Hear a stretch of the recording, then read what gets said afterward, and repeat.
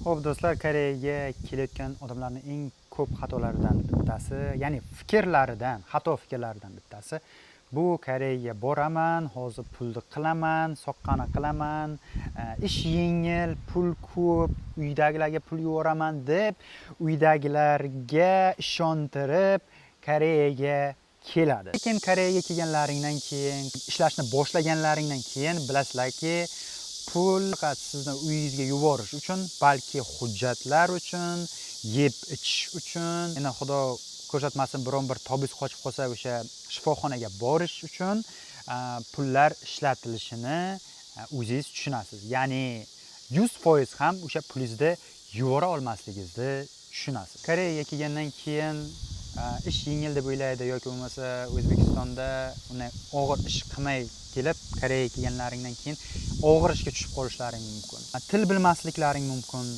Til bilmaganliklaring uchun juda ham ko'p qiyinchiliklarga uchrashlaring mumkin.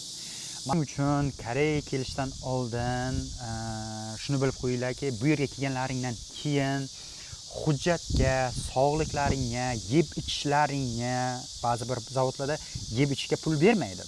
Bu normal holat bu Koreyada.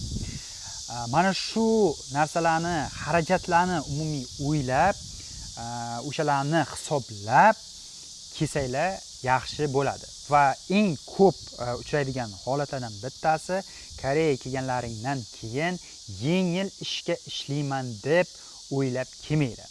Bu yerga biz kelyapmiz, masalan, uyg'urlar kelyapti ko'pi va mana shu holatda yengil ishda ishlamaydi. Hech kim deyarli yengil ishda ishlamaydi. Og'ir ishda yoki bo'lmasa bir sal bir o'sha plastik zavod bo'lishi mumkin, sal zahar bor ishda ishlaydi. Shu narsalarni hisobga olib kelsalaring o'zlaringga yaxshi bo'ladi. Video yoqqan bo'lsa, chiroyligina like tugmasini bosib, kommentariyada o'zlaringning fikrlaringni qoldirib ketishlaring mumkin.